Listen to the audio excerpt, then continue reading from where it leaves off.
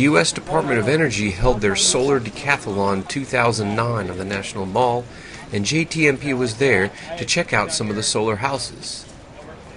The houses were judged in a number of categories, from market viability to net metering.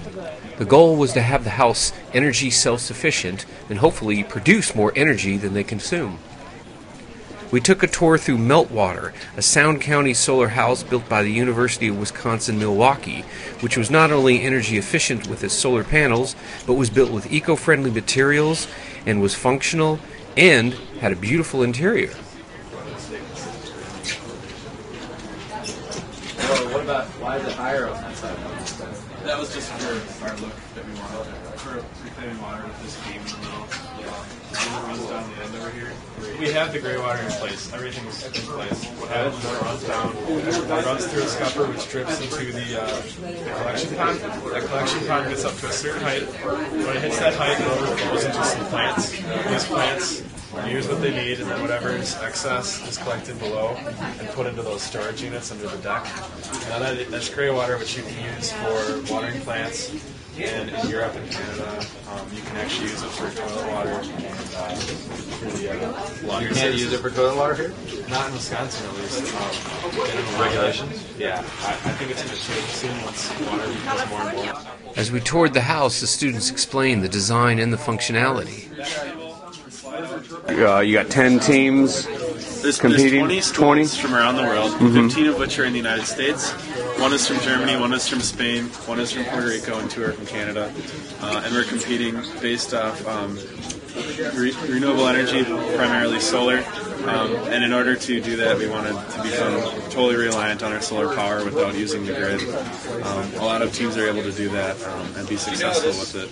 And I think you heard earlier you said you have both the creating electricity and heating the water, different solar panels doing Correct. 2 different things? Yeah, there's 28 panels located on the southern edge of the roof.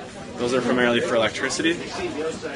We also, in the northwest corner, because of their weight, we put it directly on the roof and added that X-bracing for extra structural support. But that's directly used for the solar water heating. I believe there's 4 panels up there that utilize that. And the reason why it's up in that location is because we want to direct solar rays to hit that area, and with the PV cells located on the south, they could block that. So we want it at the highest possible point. Yeah, that was actually when the first solar panels came out. Like, for instance, when Jimmy Carter first put solar panels in the White House, that's all they did is heat water. Not very well either. Yeah. So now they're mostly photoelectric on these side? Yep, we got 28 of them, 200 watts each, 5.6 kilowatts. Right now we're producing roughly 300 to 600 watts, which essentially can provide power to the entertainment system.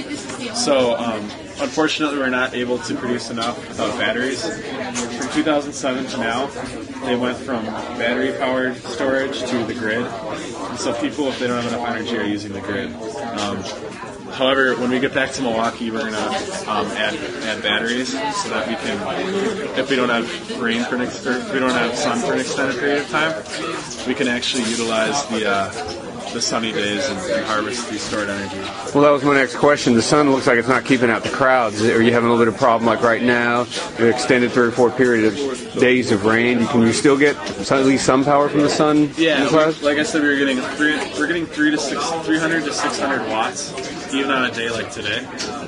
Obviously, it's not enough to power the whole house, but from having really sunny days and having battery storage, we'll be able to use the sun that we've acquired previous and then apply that extra stored energy towards cloudy days like today. Oh, okay, so you can kind of limp along.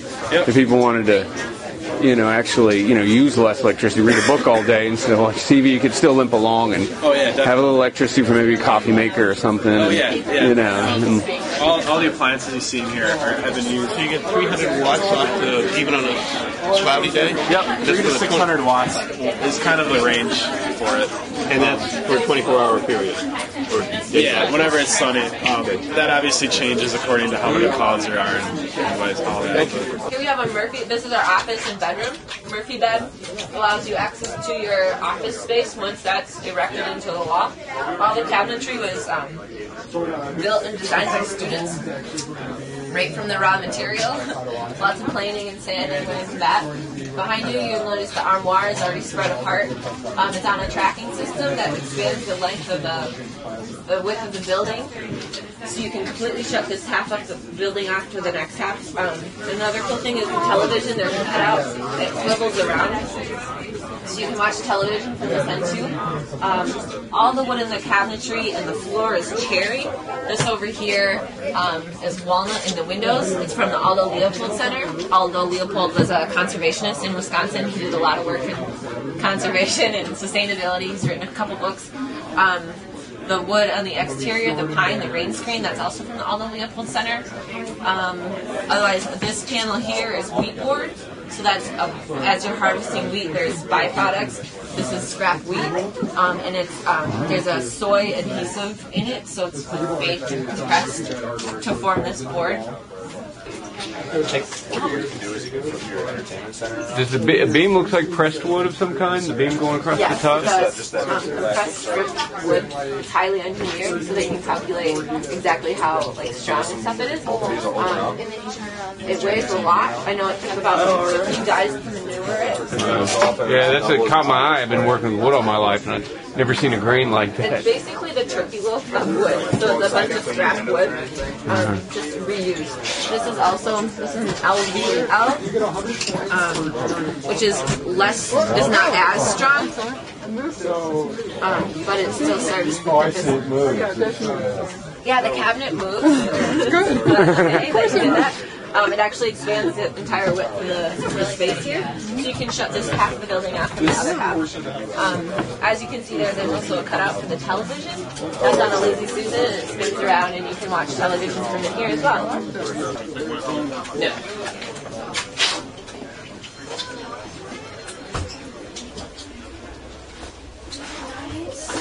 Is that a rainwater collection? Yep. System right there? The water from the butterfly will collect all the rainwater. Oh, it comes down the little thing there and then drips in.